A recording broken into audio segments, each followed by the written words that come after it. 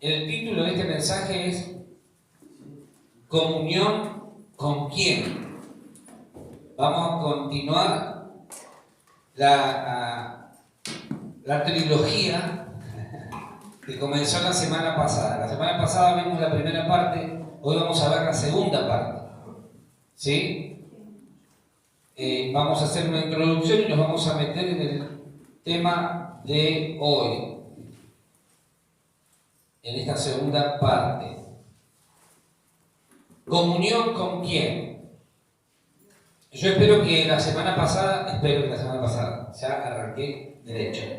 Espero que el mensaje de la semana pasada lo haya vuelto a escuchar para clarificar conceptos y principios que hoy vamos a refrescar muy rápidamente porque me quiero meter en lo que es para hoy.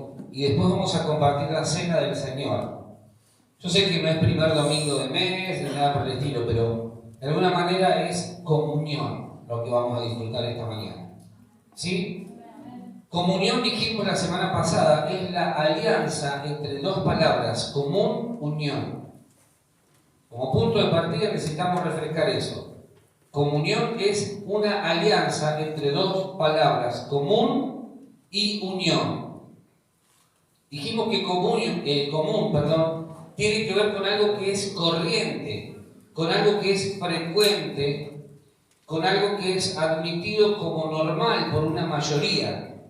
¿Sí? Cuando decimos en común, estamos haciendo referencia a participar de una misma cualidad o circunstancia. Por ejemplo, gente que tiene en común la música se agrupa. Gente que tiene en común la fe se agrupa. Nosotros creemos en Cristo y como creemos en Cristo nos congregamos, nos reunimos, participamos de este encuentro. Casi tiro todo. Eso es común. ¿Sí? ¿Me siguen? Eso es común. Tenemos en común la fe y la fe nos une. Ahora, todo lo que tengamos en común nos va a movilizar al segundo paso, que es la unión. La unión. Todo lo que tengamos en común nos va a movilizar hacia el segundo paso, que es la unión. La unión tiene que ver con el efecto de unirse a algo o a alguien. Y dijimos que básicamente la definición de unión, ¿qué era? Uno. Ser uno. ¿Hasta ahí vamos? Entonces, comunión tiene que ver con ser uno. No unos cuantos. Somos uno. ¿Por qué? Porque eso que nos une nos transforma en uno. Ahora, también habíamos dicho que comunión significa tener los mismos intereses. Como iglesia, si nosotros decimos que somos uno, tenemos que tener los mismos intereses. No podemos estar cada uno pensando en cosas diferentes porque si no, no somos uno, somos unos cuantos.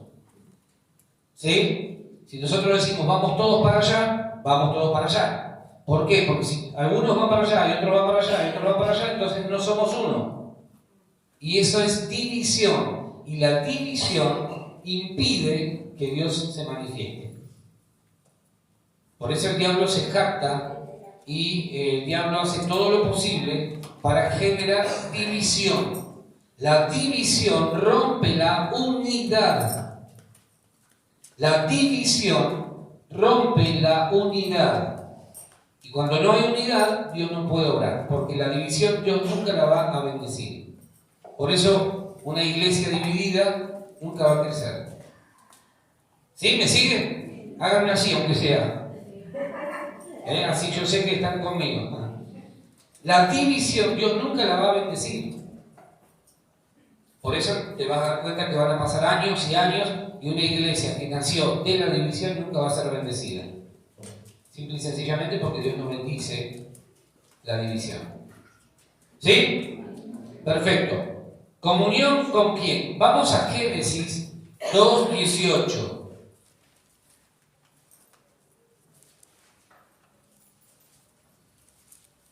Génesis capítulo 2, versículo 18. Quiero que me sigan atentamente porque si se pierde un eslabón, a llorar al campito. Como diría alguien por ahí. Génesis 2:18 dice, y dijo Jehová Dios, no es bueno que el hombre esté solo. Le daré ayuda idónea para él. No es bueno que el hombre esté solo. Y si no es bueno, ¿qué es? Malo. ¿Sí? Ahora, donde dice que el hombre, vamos a reemplazarlo y vamos a poner yo. ¿Sí? Léelo de vuelta. No es bueno que yo esté solo. ¿Sí? No es bueno. Fíjate la idea de Dios, el pensamiento de Dios. Dios mismo se da cuenta de que en todo lo que había creado había algo que no era bueno. Y Él dice, no es bueno que el hombre esté solo. Le voy a hacer ayuda idónea para él. En otras palabras, lo que Dios está diciendo es, no es bueno que el hombre no tenga con quien tener comunión. Dios está diciendo, desde el mismo comienzo de la creación, no es bueno que el hombre no tenga a alguien con quien compartir, con quien tener los mismos intereses. Entonces Dios empieza a planificar y dice, vamos a hacerle ayuda idónea. ¿Sí? Vamos a hacerle a alguien, ¿para qué? Para que él pueda compartir, tener comunión y que por eso él pueda crecer también. No es bueno que vos estés solo o sola. No es bueno que te quedes solo o sola. Nunca fue la idea de Dios. Por eso Dios, cuando lo ve al hombre solo, dice, algo tenemos que hacer. No es bueno que él esté solo. ¿Sí? No es solamente una cuestión de estar con alguien, sino de profundizar en esa comunión que todos necesitamos desarrollar primero para con Dios y luego para con otros. No se trata solamente de estar con alguien, porque hay gente que está rodeada de gente, de personas, y se sienten solos igual. Entonces la idea de Dios no es solamente brindarte la posibilidad de estar en pareja o de conocer a alguien, un amigo, una amiga, sino que la idea de Dios es profundizar en eso para poder tener una verdadera comunión. ¿Sí? Dios no solamente estaba pensando en darle a Adán una compañera, Él no dijo vamos a darle una compañera y que sea lo que Dios quiera, o lo que nosotros se nos antoje. No, la idea de Dios era que esa relación, ese vínculo se profundizara. Si las relaciones entre nosotros no se profundizan, es imposible llegar a tener comunión. Vamos a estar juntos, vamos a estar reunidos, pero no vamos a tener comunión. La comunión nos lleva a la intimidad como iglesia. Y la intimidad nos lleva a ser fructíferos. ¿Sí? Ahora lo van a entender mejor. Pero como punto de partida tenemos que entender que la idea de Dios no es solamente que estemos con alguien, sino profundizar en el vínculo, llegar a tener unión, los mismos intereses. Solo cuando entendamos esto de la comunión, vamos a poder entender la idea de comunidad. Cuando entendamos esto de la comunión, vamos a poder entender la idea de Dios de comunidad. Siempre me han dicho que, algunos amigos por lo menos, me han dicho que les gusta el nombre que tenemos como iglesia, la idea de comunidad, el concepto de comunidad. Y cuando me puse a estudiar el concepto de comunidad, recordé esas palabras que me habían dicho. Comunidad significa conjunto de personas que viven juntas, bajo ciertas reglas o que tienen los mismos intereses. Conjunto de personas que tienen los mismos intereses. La comunión es el medio que nos lleva a vivir en comunidad.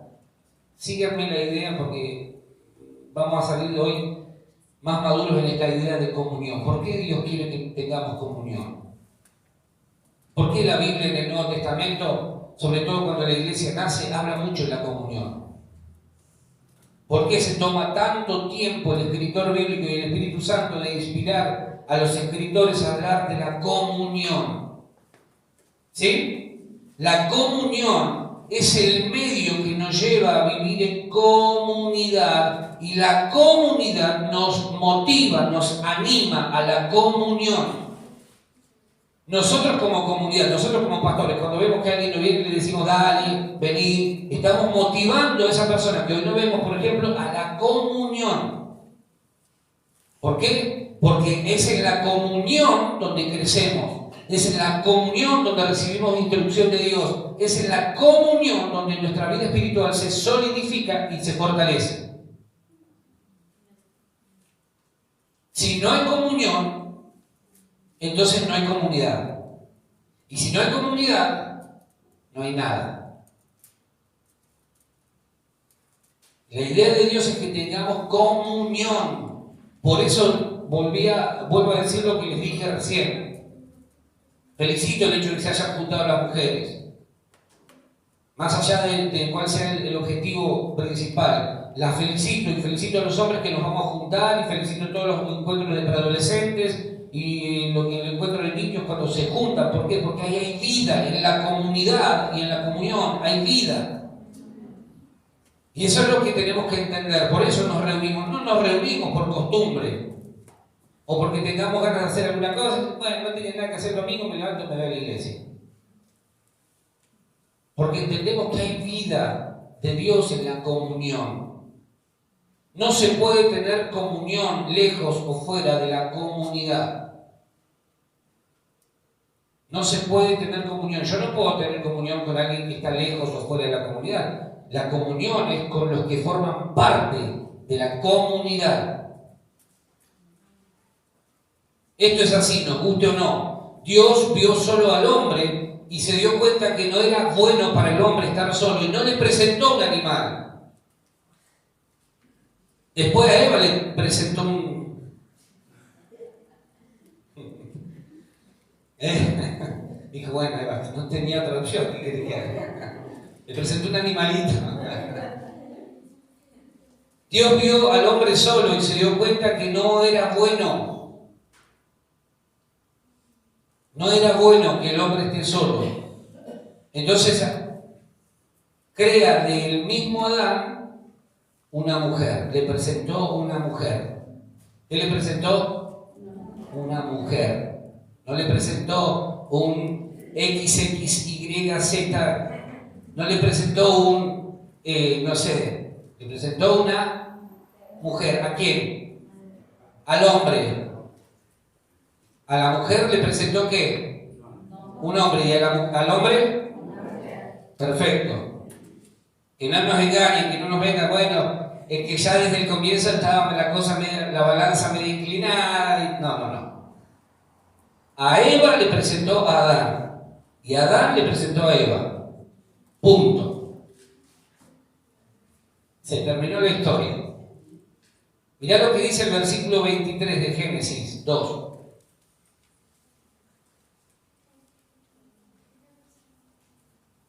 Dice, dijo entonces Adán, ¿qué cosa? Esto es ahora hueso de mis huesos y carne de mi carne. Esta será llamada varona, porque del varón fue tomada. O sea, ¿quién fue primero? Tomás para vos. Y después vino Eva. Y cuando Adán la ve, dice, esto es hueso de mis huesos y carne de mi carne. ¿Sí? O sea, Eva era alguien parecida, no igual, parecida, no igual, parecida al hombre. Por eso cuando Adán la ve, dice, hey, es muy parecida a mí, es hueso de mis huesos, carne de mi carne. ¿Sí? Era parecida, no era igual. ¿Por qué? Porque Dios no quiso hacer dos iguales. Porque en los iguales no hay complemento. ¿Sí? A lo largo del tiempo, Dios fue instrumentando siempre lo necesario para que el hombre fuese bendecido y pleno en todo tiempo. Pero el hombre ha rechazado lo que Dios le ha ido proponiendo como lo mejor para nuestras vidas, para sus vidas. El hombre siempre se empecinó en decirle a Dios: no, Dios, no me interesa lo tuyo. Todo bien, todo muy lindo, pero deja que yo haga la mía. Hasta que vuelve con los chichones por todos lados. ¿Por qué? Porque el hombre sin Dios no funciona. Cuando Dios te creó, te puso atrás una etiqueta que dice Made in Dios. Funciona solo si Dios es el que aprieta los botones justos. Ahora, por eso tenemos la sociedad que tenemos, donde cada quien hace lo que le parece. Porque el hombre dice: esto de Dios, estas cosas a mí mucho no me van, yo quiero hacer la mía, tomo mis decisiones, hago lo que se me antoja. Adán necesitaba a alguien más para poder desarrollarse como hombre pleno, y a su vez Eva necesitaba de Adán para desarrollarse como una mujer plena. Esa es la idea de Dios al unir a Adán con Eva y a Eva con Adán. La plenitud de ambos iba a darse en el pleno desarrollo de cada uno de ellos como complemento del otro. Por eso Dios dice: no es bueno que el hombre esté solo. Vamos a hacerle a alguien parecido, parecida, pero no igual. Y empieza a pensar en esta mujer. Eva es el regalo de Dios para la vida de Adán. Aunque, como decíamos recién, Adán no podía decir lo mismo hasta que la vio. Cuando la vio, dijo: es como yo, es parecida. Ninguno de nosotros estará jamás completo si decide vivir su vida solo. No podríamos desarrollarnos en ningún sentido en la vida solos. Por eso, cuando Dios nos ve, lo primero que nos dice es: no es bueno que esté solo. Por eso te concedió familia, por eso te dio hijos, por eso te dio un esposo, una esposa, por eso te dio una iglesia, porque no es bueno que ninguno de nosotros viva en soledad. No es bueno. No es bueno. La persona que está sola sufre. Aunque no te lo diga, sufre. Porque dentro nuestro Dios nos creó con la necesidad implícita de vivir en comunión y en comunidad. ¿Sí? Por eso la iglesia, el regalo de Dios para la sociedad es la iglesia. Dios le regala a la sociedad la posibilidad de tener iglesia. ¿Para qué? Para que la gente encuentre comunión y encuentre propósito. En la iglesia nosotros descubrimos que tenemos propósito, por ejemplo. Venimos y alguien nos habla y empezamos a darnos cuenta que fuimos creados para algo más que nacer, crecer, formar familia, tener hijos e irnos al cielo. Nos damos cuenta que hay mucho más que eso. Ahora, el plan de Dios incluía una vida de comunidad y comunión para el hombre, por eso creó ¿a quién? A la mujer, a Eva. Ayuda idónea, no dice perfecta. Idoneidad significa que alguien está apto para tal cosa. La Biblia no dice perfecta. Cuando nosotros le ponemos a algo o a alguien el título es perfecto, hasta que te falló, es un desgraciado, claro, te desilusionaste. ¿Sí? Entonces no pongamos ningún título de perfecto, solo a Dios. Pero después, en las relaciones, las posibilidades de equivocarse siempre están. Por eso fíjate que la Biblia es clara, dice ayuda idónea para él.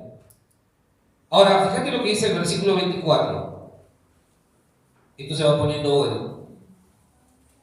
Por tanto, dice, Después que Dios creó a Eva para Adán, sigue hablando Dios y les dice: por tanto, dejará el hombre ¿a quién? A su padre y a su madre, y se unirá ¿a quién? Se unirá, dice, ¿a quién? A su mujer, y se llevará a su mamita para que le haga la comidita. ¿Dice eso o no?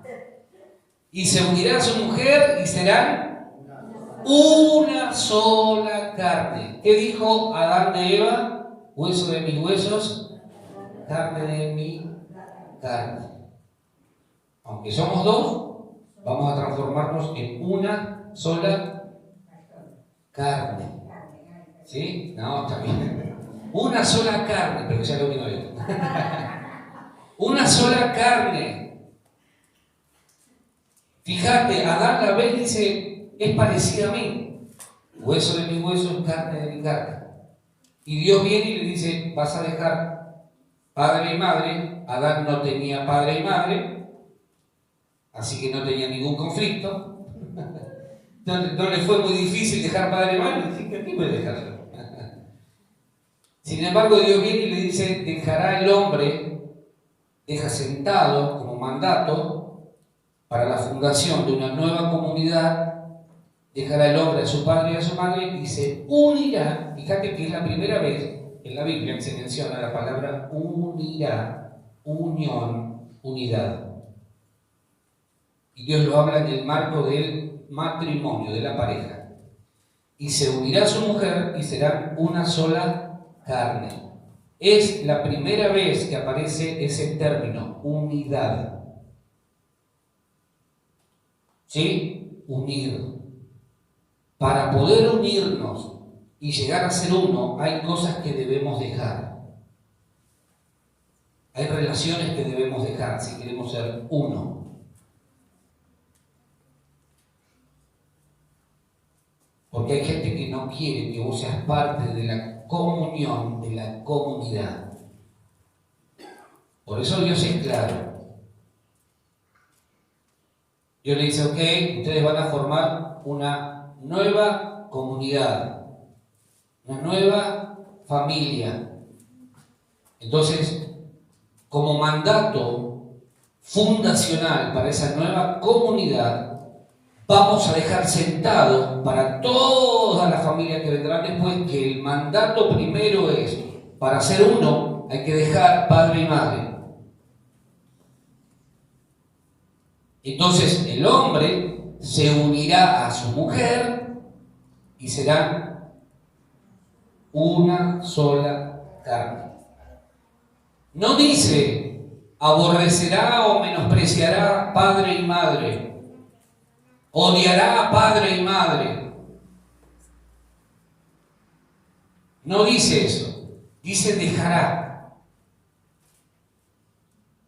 No tiene que ver con abandonar, tiene que ver con entender que cuando vos vas a avanzar, hay cosas que debes dejar, no menospreciar, no aborrecer, no abandonar. Simple y sencillamente entender que vos estás conformando una nueva comunidad y que eso responde obviamente a la idea de Dios.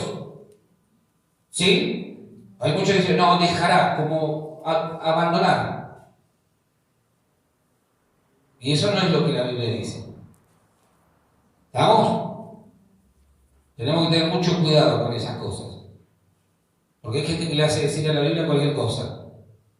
Se levantó cruzado un día y empiezan a inventar, a buscarle la quinta pata al gato para tratar de justificarse a sí mismo. La Biblia no dice menospreciará a sus padres.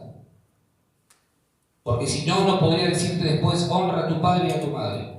Pongámonos de acuerdo, Dios. ¿Cómo es el tema? O los abandono o los honro. Me vas a volver loco, Señor. ¿Sí? Dejar o dejará suele tener una connotación negativa. Está muy ligado en esta sociedad, sobre todo, al término abandono. Es decir, asociamos dejar con abandonar, y esa no es la idea de Dios.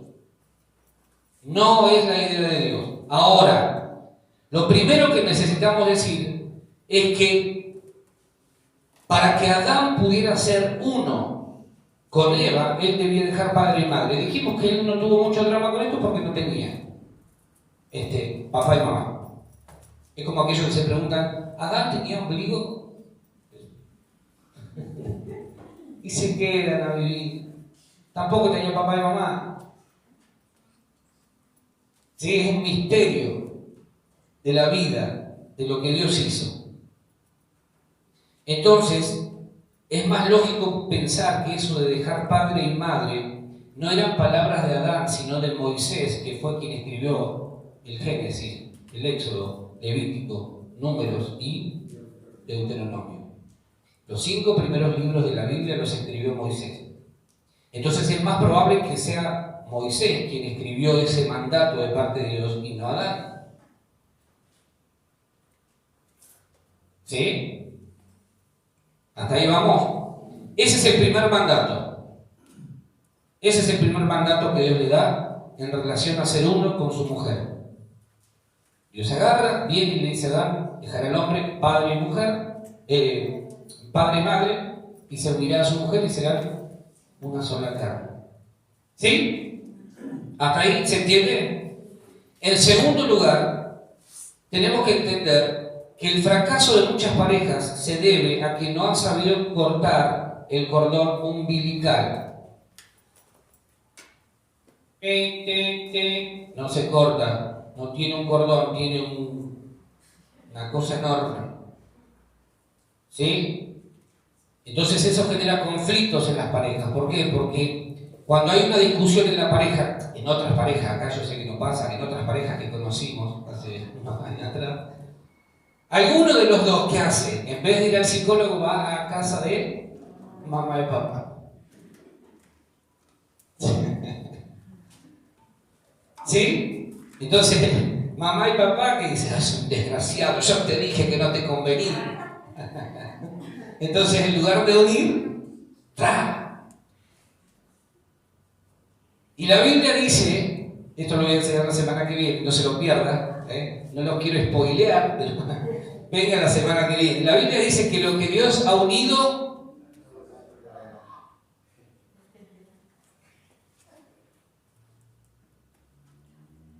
¿sí? ¿Por qué? Porque no se ha entendido esto de dejar padre y madre, que dijimos no tiene que ver con abandonarlos, con dejarlos ahí, bueno, que sea lo que Dios quiera con ellos. No, tiene que ver con separar y entender que hemos entrado a un nuevo tiempo. ¿Sí? Hemos entrado a una nueva etapa. Entonces, cuando el cordón umbilical no se corta, ya no son 2 o 1, ya son 4 mínimo. Que hay una distancia solamente de cuadras o de kilómetros, pero que hay un vínculo emocional que está ahí. ¿Sí? Ahora, ¿por qué creen ustedes que hay tantos conflictos a veces en la familia? Justamente por esto. Porque no se ha entendido esto de dejar, de separar, de tomar distancia emocional. ¿Por qué? Porque el hombre y la mujer ahora están formando una nueva comunidad. ¿Sí? Entonces, ¿qué pasa? Que cuando no sabemos separar, dejar de una manera sana a padre y madre, se generan problemas en la nueva relación y muchas terminan mal. Muchas relaciones terminan mal. Como dijo alguien por allí, el matrimonio no es la unión de dos mundos, sino el abandono de dos mundos a fin de crear un mundo nuevo y formar un mundo nuevo.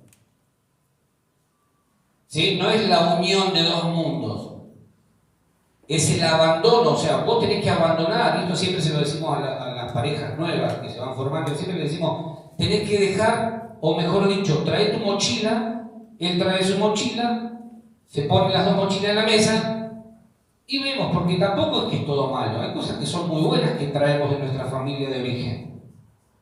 Algún valor que puede ser útil, pero se consensúa. No es por imposición, esto porque viene de mi abuelo, lo vamos a tener acá. 500 años atrás, y yo digo, pará, ¿por qué no hablamos un poquito de lo que queremos como familia? con lo que queremos como matrimonio. ¿Sí? ¿Vamos hasta ahí? Dejar no significa abandonar, dijimos, significa darles el nuevo lugar que ahora les corresponde. No significa necesariamente anteponer miles de kilómetros de por medio, porque pueden estar a miles de kilómetros de distancia y sin embargo seguir ligados emocional y espiritualmente. Entonces hay un vínculo. Fíjate que esta generación le cuesta mucho desprenderse de lo que es padre y madre. Le cuesta muchísimo. ¿Por qué razón? Porque la Biblia nos dice dejar padre y madre, pero nosotros no los hemos creado o criado para que nos dejen. Los hemos criado, yo digo los hemos, todavía no llegué a esa etapa, pero muchas veces se ha criado al hijo para que se quede, no para que se vaya. Los retenemos. Y cuando los retenemos, atrasamos el plan de Dios para sus vidas. Porque la idea de Dios es, dejará el hombre, cuando habla de hombre está hablando en términos genéricos, no tiene que ver con género, está hablando de hombre y mujer. La mujer también tiene que dejar mamá y papá. Cuando nosotros no los criamos, para que nos dejen y los criamos para que se queden, retrasamos el plan de Dios para sus vidas. ¿Sí? En algún momento nos van a dejar. En algún momento van a irse. Y yo sé que eso genera un dolor en el alma enorme, pero es la idea de Dios. Dejará el hombre, la mujer, padre y madre, y se unirá a su hombre, a su mujer, y serán una sola carne. ¿Sí? Esto tiene que ser para sanar nuestro corazón, porque si nosotros no lo entendemos, sufrimos, y sufrimos innecesariamente. Entonces decimos, Señor, bueno, que sea tu voluntad, pero yo los quiero retener. Y eso retrasa la idea de Dios para sus vidas y para las nuestras también. ¿Hasta ahí vamos bien? Dejar supone que ya no relacionás con tus padres como si fueras un niño. Les debes honor, pero no obediencia. ¿Sí? Cuando el hombre y la mujer forman el nuevo hogar, a los padres se les debe honra, pero no obediencia. Ya no están bajo su autoridad. Se les debe respeto, pero no dependencia. Podemos escuchar sus consejos, pero es con nuestro cónyuge o cónyuge con quien vamos a tomar la decisión final. Ahora, se supone que la relación con tu pareja es prioritaria. Entonces vas a escucharla o escucharlo, vas a agradarle a ella o a él, vas a atender a sus ideas, sus gustos, sus opiniones, sus preferencias, su tiempo, sus sentimientos. Preferís estar con él o con ella. ¿Por qué? Porque ahora vos tenés una nueva comunidad. Insisto, vuelvo a dejar en claro esto, no significa abandonar emocional y espiritualmente y físicamente a tus padres, no, cambia el vínculo, cambia la manera en la que te vas a relacionar. Padre, van a seguir siendo toda la vida, padres, ¿sí? Todos vamos a seguir siendo padres toda la vida. Pero tenemos que entender que tenemos que preparar a nuestros hijos para que nos dejen. ¡Ay, el nene me va a dejar! Sí, te va a dejar, en algún momento va a venir alguien que te lo va a chorear, se lo va a llevar. Y más vale que te hagas la idea desde temprano, te voy advirtiendo ahora para que cuando llegue entramos en crisis y después nos tiramos al piso, claro. O la nena, yo dije hasta los 45 años, después la dejo. 45 años estamos bien, ya negociamos, ya. Por las dudas estoy estudiando karate. Dejar supone que ya no dependes del afecto y la aprobación de tus padres, sino ahora de tu pareja. Cambian las cosas. Adán está solo pero es un hombre adulto. Si Dios hubiera creado un bebé, probablemente le hubiera dado padres. En ningún momento dice la Biblia, y Adán se ponía los talles ese y estaba con los pañales por ahí por el heredero. No dice eso. Y si Dios le presentó una mujer era porque era un hombre adulto. Ahora uno se imagina todo entra, ¿cómo habrá sido? ¿El libro de Boca? ¿Quién creó primero Dios? ¿Monumental? ¿La Bombonera? No existía eso. Creó un hombre adulto y por eso le dio una esposa, le dio una mujer. Dejar padre y madre implica estar dispuesto a dejarlo todo. En la antigüedad implicaba dejar tu propio mundo, tu familia, la empresa familiar, la tierra, las amistades, etc. Por último, no tener la disposición de dejar padre y madre y emprender una nueva relación es desobediencia, porque dejar padre y madre es un mandato. ¿Sí? ¿Hasta ahí? ¿Vamos? La Biblia no es un libro lleno de sugerencias, donde vos podés opinar y darle a Dios lo que vos tenés en mente para ver si Dios dice, tenés razón, vamos a cambiar la Biblia porque acá nos equivocamos.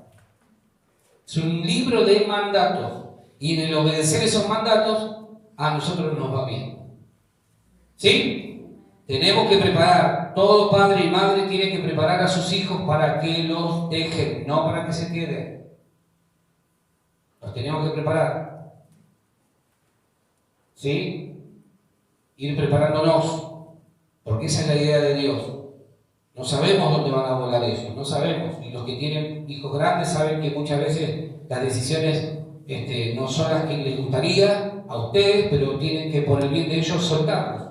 Que vuelen, vuelen, vuelen. Pero los tenemos que preparar para eso. Si los retenemos a nuestro lado, entonces los vamos a transformar en inválidos emocionales, paralíticos emocionales, que no saben hacer nada, porque todo lo hace mamá, porque todo lo hace papá,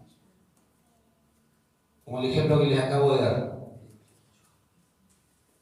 Los transformamos en paralíticos emocionales, y eso no forma parte de la idea de Dios. ¿Sí? Personas inseguras, incapaces de afrontar la vida por ellos mismos, gente que no toma decisiones, sumamente dependiente de los adultos, de sus padres, y eso es ir en contra del principio bíblico.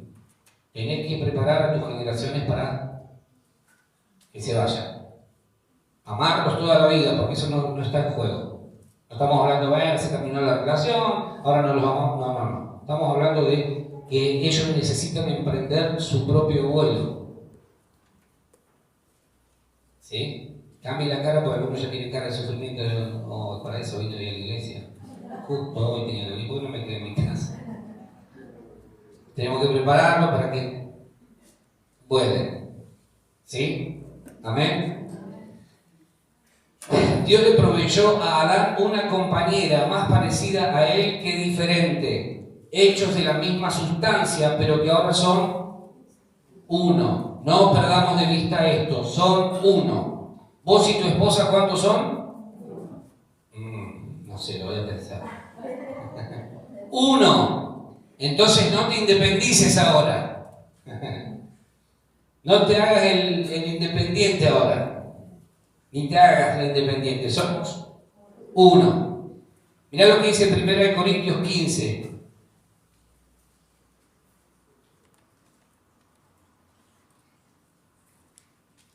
Primera de Corintios 15, del 45 al 47.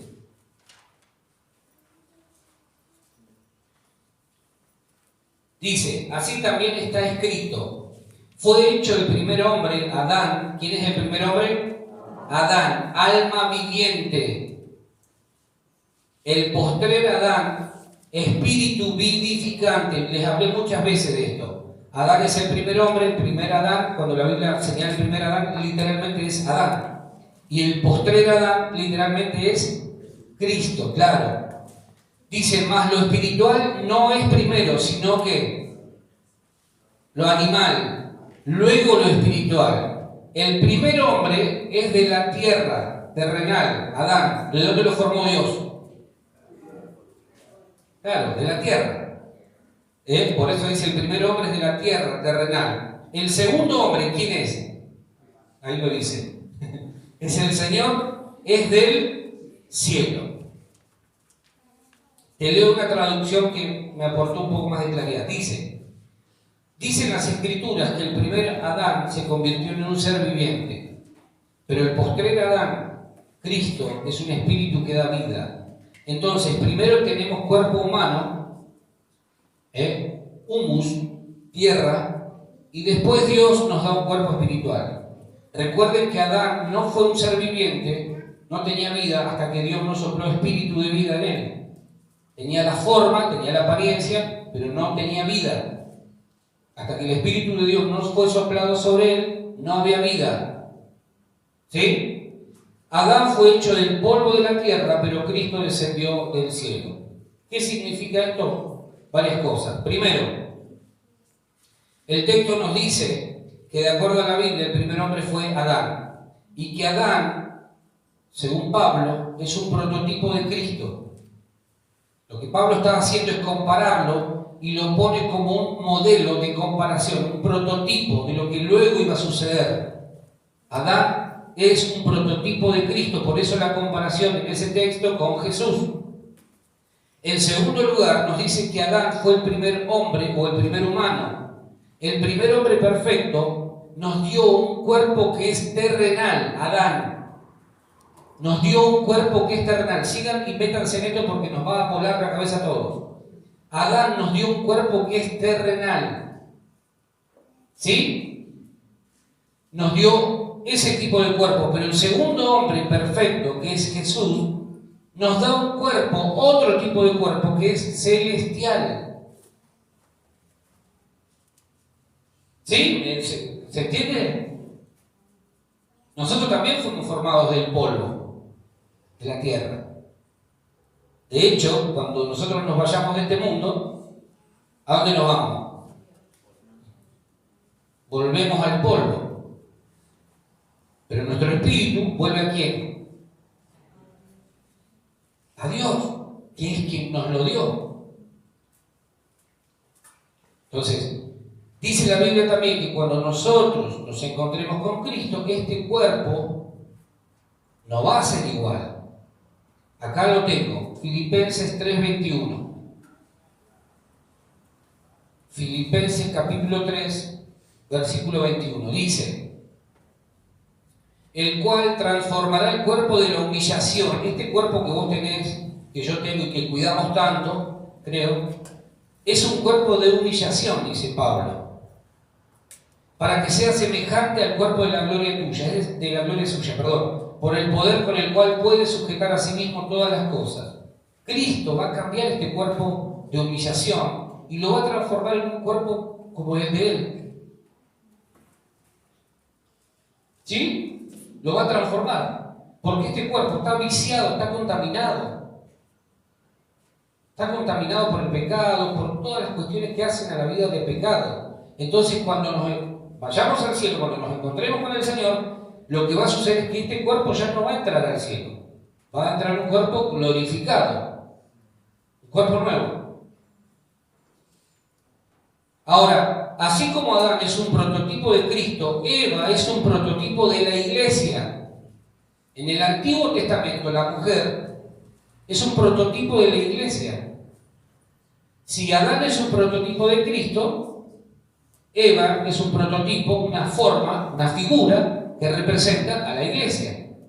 Entonces, si vamos al Génesis nuevamente, vamos a situarnos en el Edén, lo que está haciendo Dios es presentarle a Cristo. ¿Qué le está presentando? La iglesia.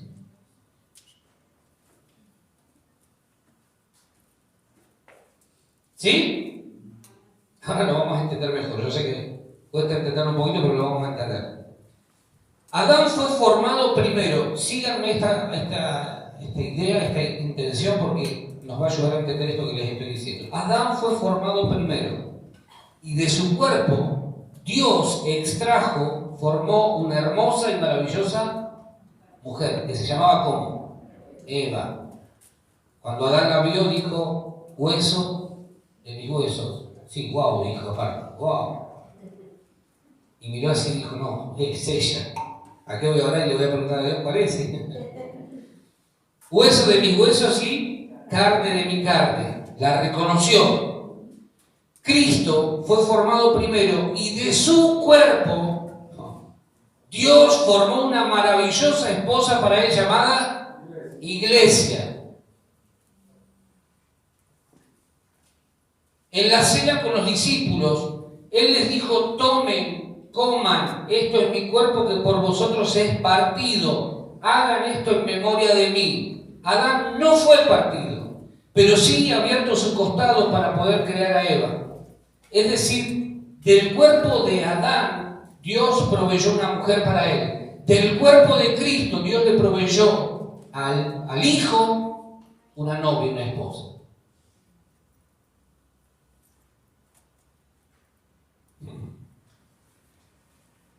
¿Sí? ¿Se va entendiendo? Mirá lo que dice el Salmo 34, versículo 20.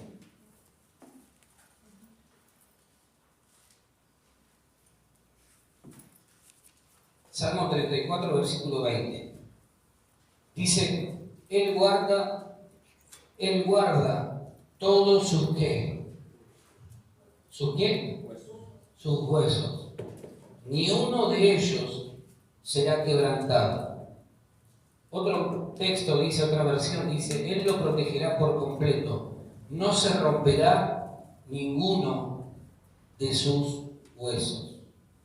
Esta es una profecía que el salmista declara acerca de lo que iba a pasar con Cristo. Vamos a Juan 19, 32 al 36. Juan 19, 32 al 36. Cristo en la cruz. Dice, vinieron pues los soldados. Acuérdense que al lado de Jesús había dos ladrones, uno a su derecha y uno a su izquierda. Dice, vinieron pues los soldados y quebraron las piernas al primero y asimismo al otro que había sido crucificado con él. Mas cuando llegaron a Jesús, como lo vieron ya muerto, no le quebraron las piernas. Pero uno de los soldados le abrió el costado con una lanza y al instante salió sangre y agua. Y el que lo vio da testimonio y su testimonio es verdadero. Y él sabe que dice la verdad para que vosotros también creáis, porque estas cosas sucedieron para que se cumpliese la Escritura, no será quebrado hueso suyo. Seguime la idea. Al lado de Jesús había dos ladrones, uno a la izquierda y otro a la derecha. A ambos les quebraron las piernas. Ya la crucifixión era una tortura romana de la época que generaba que la persona quedara ahí hasta que muriera definitivamente. Imagínense, con los pies cruzados, un pie encima del otro. ¿Sí? Entonces, ¿qué pasa? Que los romanos entendían que al quebrarle las piernas quedaban flameando. Entonces se producía un desgarro, porque las piernas flameando no tenían relación con el resto del cuerpo, no tenían vínculo. Entonces eso generaba un tremendo dolor en la caja torácica. Entonces morían por asfixia, no morían por la crucifixión o por los clavos, morían por asfixia. Eso aceleraba la muerte, por eso les quebraban las piernas. Las piernas ya no tenían relación con el resto del cuerpo, estaban quebradas, estaban sueltas. Entonces vos imaginate lo que era sentir esa sensación de que no tenés dónde apoyarte. Los pies no tenían firmeza, no tenían estabilidad, no tenían dónde apoyarse. Y el resto del cuerpo hacía fuerza para sostenerse. ¿Sí? Entonces eso aceleraba la muerte del crucificado. Ahora, milagrosamente, eso lo hacen con los dos que estaban al lado de Jesús, pero cuando llegan a Cristo, como lo ven muerto, no le quiebran las piernas. No le quiebran las piernas. Y se cumple la palabra que decía el salmista, no será quebrado ninguno de sus huesos. Además tenemos que agregar que a Jesús los soldados romanos utilizaban un elemento punzante que tenía entre 7 y 9 colas, era como una especie de gancho.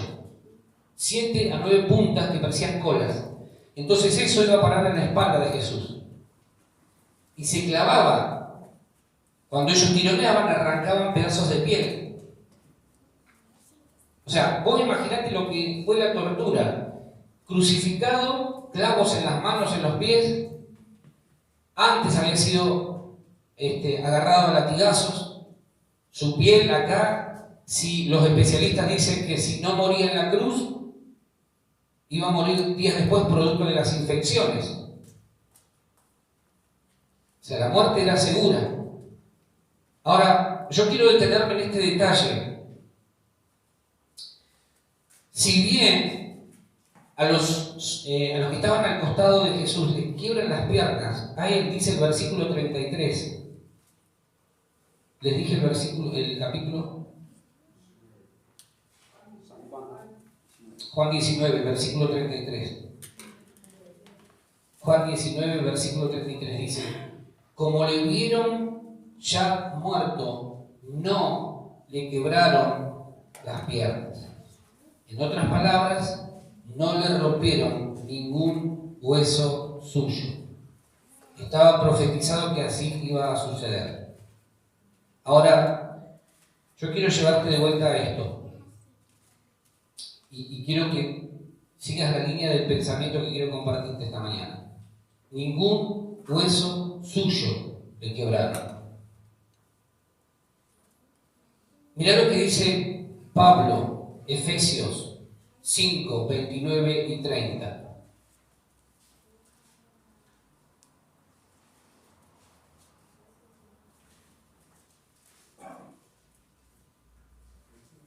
...5, 29 y 30... dice: porque nadie aborreció jamás a su propia carne, sino que la sustenta y la cuida, como también Cristo a quién, a la iglesia. Versículo 30. Porque somos miembros de su cuerpo, de su carne y de sus huesos. Pablo dice que la iglesia es sustentada y cuidada por Cristo. Y en el versículo 30 añade: somos miembros de su cuerpo, de su carne y de sus huesos. La pregunta que yo te hago y me dice: ¿no será que el Padre permitió que tocaran al Hijo, pero no permitió que tocaran huesos suyos porque quiso preservar a la novia del Hijo? ¿No dijo Adán: es carne de mi carne y hueso de mis huesos? ¿No dice Pablo: somos miembros de su cuerpo, somos parte de su carne?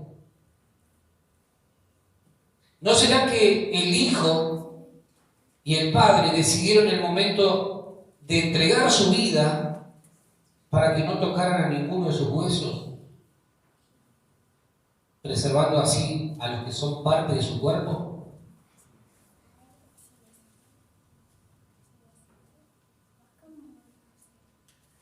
¿Se va entendiendo la idea?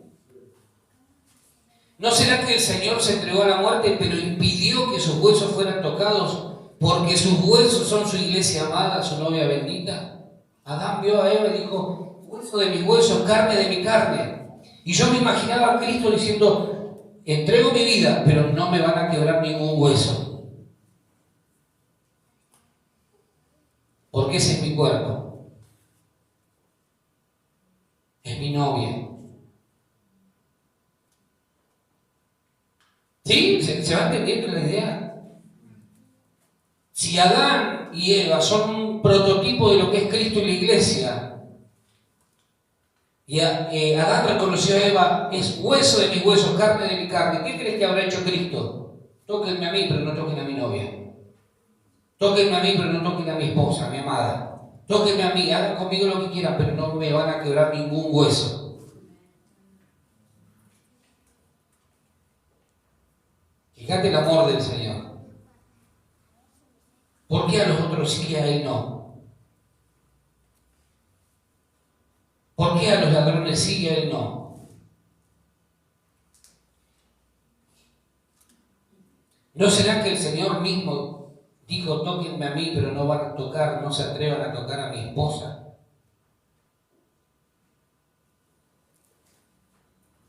Entonces es ahí donde Jesús se entrega y prefiere darse Él por amor a su esposa, para después presentársela a sí mismo, pura, virgen, santa, sin manchas ni arrugas. Que nadie se atreva a tocar a mi novia. Que nadie se atreva. Por eso aquel que se levanta en contra de la iglesia no sabe lo que hace. Aquel que habla mal de la iglesia no sabe lo que está haciendo. Aquel que critica a la iglesia no sabe lo que está haciendo. Horrenda cosa, dice el escritor de Hebreos, es caer en manos del Dios vivo.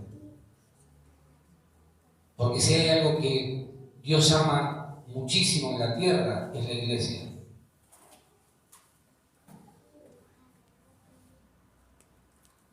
Así como el marido y la mujer son una sola carne, de la misma manera Jesús es uno con la iglesia. Jesús es uno con la iglesia. Jesús y la iglesia no son dos, son uno. Toquen mi cuerpo, pero no se les ocurra romper uno de mis huesos. De hecho, ahí en la misma cruz un soldado romano traspasó su costado, pero en ningún momento tocó hueso alguno.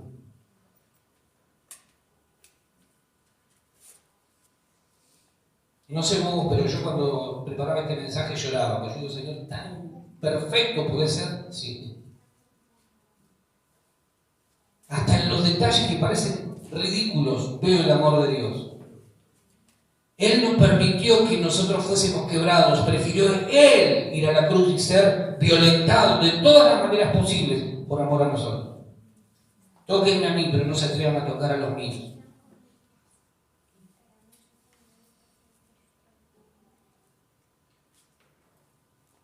Quizás sintamos que estamos quebrados interiormente, emocionalmente o espiritualmente. Ahora, la única manera en que el enemigo puede quebrarte es que vos no formes parte del cuerpo de Cristo. Porque el cuerpo de Cristo, en la cruz, ningún hueso fue quebrado. Los ladrones sí, les rompieron las piernas, fueron crucificados, uno murió y el otro fue al cielo. Los dos murieron, pero uno se fue al cielo. El cuerpo de Cristo no sufrió quebradura alguna, porque el infierno no prevalecerá contra la iglesia de Cristo. Espero que podamos entenderlo esta mañana y darle gracias al Señor. Si somos parte del cuerpo de Cristo, tenemos que saber que el diablo no tiene poder ni autoridad para tocarnos. ¿Por qué? Porque el Señor nos va a preservar en el día de la dificultad. Él nos va a preservar. En el momento de la prueba, Él te va a cuidar. Amén. ¿Se está entendiendo la palabra? Imagínate a Cristo colgando de la cruz, a merced de los que estaban ahí, de los violentos, de los soldados romanos, expertos en la materia de tortura, expertos, impiadosos. A los otros fueron de quebrar las piernas. Llegan a Jesús y lo ven muerto y no se atreven a tocar ninguno de sus huesos.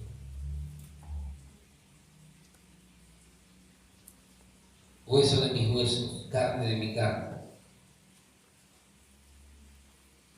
Dios le proveyó una compañera a Adán, Eva, y el Padre le proveyó una esposa al Hijo, la Iglesia. Así como Adán y Eva tuvieron comunión, intimidad, unión, mismos intereses, el Hijo y la novia también tendrán plena comunión, profunda unión, los mismos intereses. El Hijo disfrutará de la relación con su novia, una novia que arderá de amor por él, que lo deseará apasionadamente con toda su alma, corazón, mente y fuerzas, una novia que le será fiel con todo su ser y que además anhelará más que a nada en este mundo su compañía. Esa es la clase de comunión que Dios quiere tener con su iglesia, que el Señor quiere tener con la iglesia. No una comunión así nomás de tanto en tanto, una comunión apasionada, diaria, frecuente. ¿Sí? Eso es lo que nos quiere referir el Cantar de los Cantares. Cuando Salomón habla ahí, no está hablando necesariamente de una relación entre un hombre y una mujer, está hablando de Cristo y su iglesia. Una relación profunda, genuina, sana y especial entre el novio y la novia, el amado y su amada, entre Cristo y la iglesia, donde ella se desvela, por ejemplo, de amor por él o por amor a él. Lo busca, lo desea con toda su fuerza, sale por las calles a buscarlo, va por las plazas de la ciudad, gritando su nombre. Y no para hasta que finalmente lo encuentra. Y cuando lo encuentra dice, lo así, lo tomé y no lo dejé hasta que lo metí en la casa de mi madre y en la cámara de la que me dio a luz. La novia desesperada por encontrar al novio. No lo encuentro, dice, por las noches busqué en mi lecho al que ama mi alma. Lo busqué y no lo hallé. Y salí a buscarlo hasta que lo encontré. Y cuando lo encontré no lo dejé ir.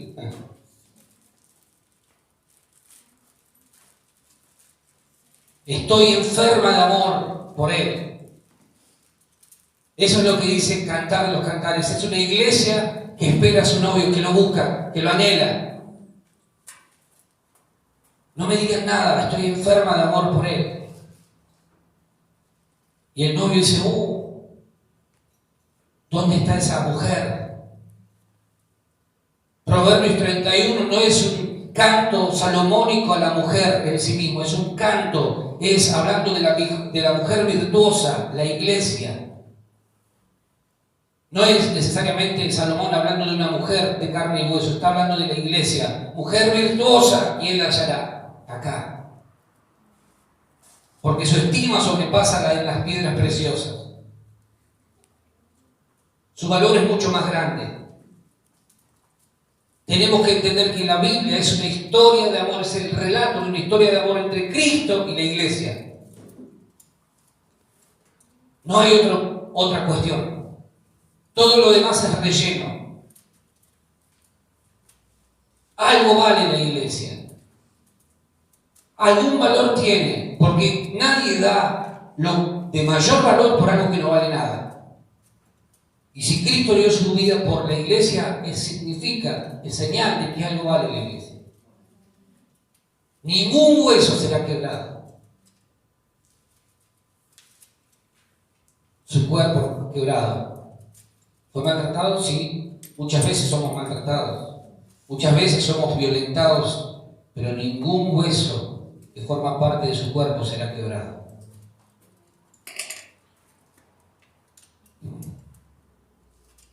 Intimidad es comunión. Comunión lleva a la intimidad. Y una iglesia que tiene intimidad con el amado de manera apasionada, no por costumbre, no porque no me queda otra, siempre se va a transformar en una iglesia fructífera. Amén. Siempre la relación de la intimidad entre un hombre y una mujer, ¿qué es? Es un fruto. Un fruto. Cuando vos y yo tenemos intimidad verdadera con Dios, en nuestra vida hay frutos. Los frutos hablan. Comunidad, anótate esto, Comunión igual intimidad, igual fructificación. Cuando tenemos comunión con la iglesia, cuando tenemos intimidad con Dios, la iglesia cuando tiene intimidad con el amado, lleva fruto. Tiene fruto. Cuando nosotros como hijos de Dios tenemos intimidad con Dios, va a haber siempre un fruto. Fruto de santidad, fruto que tiene que ver con la vida de otras personas, siempre va a haber fruto. Eso es innegable. Engendramos, damos a luz todo aquello con lo que tengamos intimidad. Comunión. Si tenemos intimidad con las tinieblas, vamos a engendrar muerte. Si tenemos comunión con la luz, con el Hijo de Dios, vamos a manifestar la vida de Dios a través de nosotros. Amén. ¿Cómo saber con quién estoy en comunión? Te quiero hablar rápidamente de 3 cosas. Primero mirá los frutos. Mirá lo que dice Mateo 6, 22 y 23.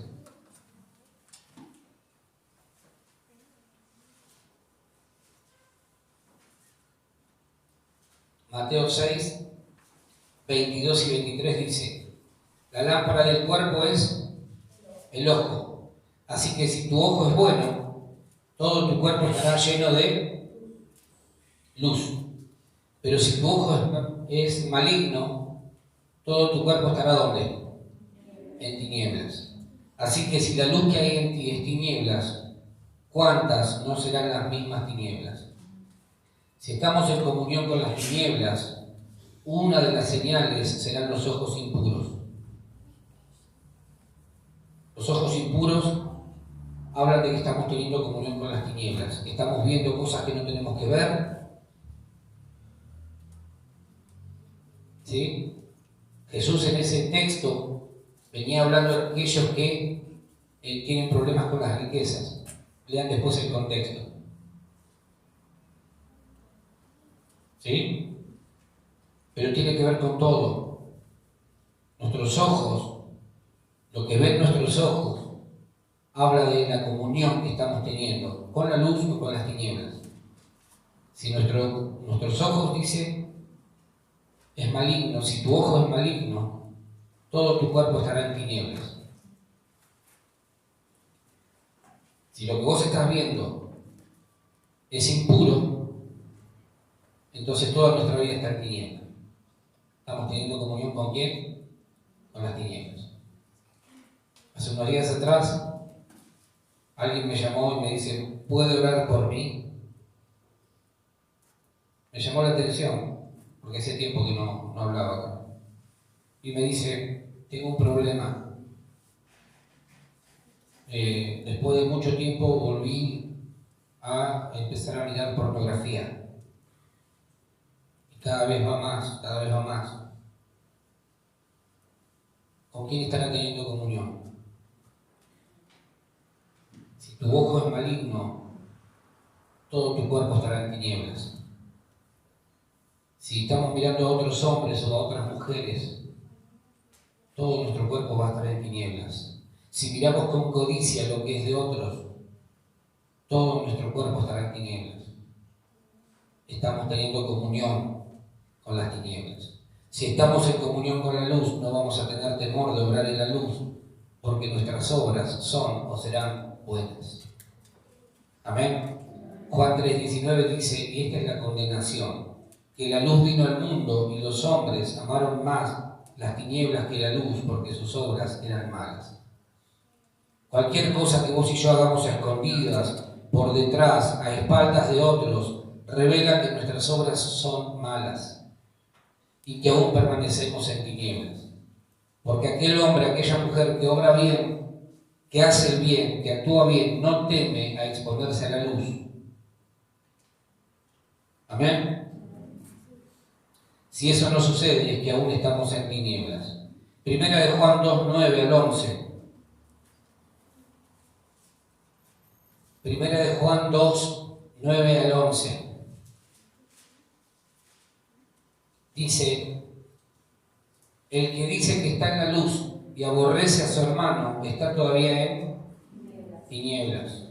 El que ama a su hermano permanece en la luz y en él no hay tropiezo. Pero el que aborrece a su hermano está en tinieblas. 2 veces lo dice Juan, por si nos queda alguna duda. Está en tinieblas y anda en tinieblas y no sabe a dónde va, porque las tinieblas le han cegado los ojos. Una señal de que estamos viviendo en comunión con las tinieblas es que no podemos amar a nuestro hermano. Vos podés cantar, podés saltar, chiflar, hacer lo que se te antoje en la reunión, en la iglesia, pero si vos no podés amar a tu hermano, vos estás en tinieblas. Pongámosle el parche que se nos antoje, la excusa que se nos cruce, pero si no podemos amar al que tenemos al lado, entonces vos estás en tinieblas. Si vos no podés amar a la iglesia de Cristo, estás en tinieblas. Todavía yo no puedo entender a los cristianos que dicen ser cristianos que no pueden amar a la iglesia. Ay, es porque me miró mal. Bueno, tenés un problema. Es problema de la otra persona. Dejemos de fantasías tontas en nuestra mente. Empecemos a darnos cuenta que lo único que importa es que nos tenemos que amar. ¿Por qué? Porque Dios es amor. Y si nosotros decimos que Cristo está en nosotros, tenemos que amar. Aún somos llamados a amar a nuestro enemigo. Miren lo que les digo.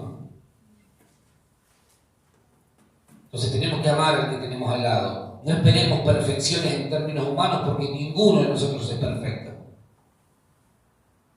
Aprendamos a amar. El amor cubre multitud de errores, de pecados.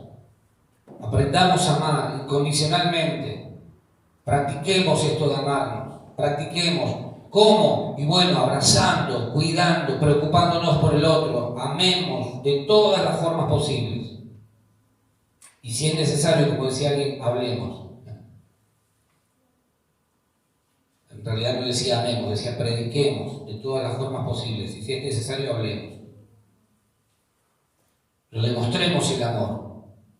Amemos al hermano, a la hermana. Amemos con amor santo, puro, nacido de un corazón cautivado por Dios. Esa es la señal más grande. Cuando a mí la gente viene y me dice, yo soy cristiano, pero yo veo que no puede soportar al que está al lado, yo digo, este tiene menos 10. ¿Por qué? Porque no puede ser que vos digas, soy cristiano, y vivas casi como vive la gente de afuera. Ahí es donde Jesús oraba y decía, también hablaba acerca del amor y de la importancia que el amor tiene para que podamos ser reconocidos como discípulos de Él.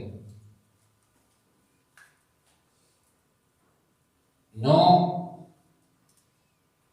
nos creamos que estamos bien si no podemos amar a alguien. ¿Ah? El amor habla de nuestra relación con Dios. No podemos justificar el error del otro para dejar de tener comunión con él o ella. Es que se equivocó, y sí, ¿cuántas veces te equivocaste vos? ¿Y las veces que ni se enteró nadie? Entonces no podemos decir, bueno, él siempre hace lo mismo, el problema de él se hace lo mismo. Amalo, orá por él, bendecilo, porque a lo mejor esa es la manera en la que va a cambiar. A lo mejor está esperando que alguien le dé una palabra diferente, que alguien mire algo que nunca nadie ha visto. Pero no podemos dejar de tener comunión con él, con ella, porque si no, estamos interrumpiendo, bien digo, nuestra relación con el Señor también. Lo que sucede en lo vertical debe verse en lo horizontal, dice una canción.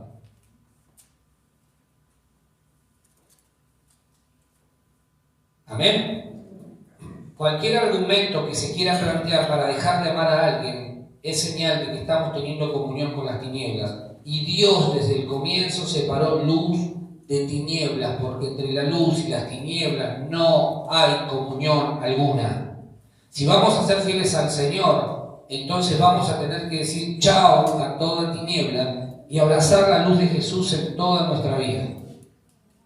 Somos parte del cuerpo de Cristo y ninguno de sus huesos ha de ser quebrado, ni por el enemigo, ni por ninguno que llamándose hermano atente contra su cuerpo. ¿Sí? Hueso de mis huesos y carne de mi carne, dijo Adán. La iglesia es hueso de los huesos y carne de la carne del Señor. Por lo tanto, debemos cuidarla, amarla, servirla, bendecirla y tenerla en muy alta estima y honra. Amén. Nos ponemos de pie, por favor.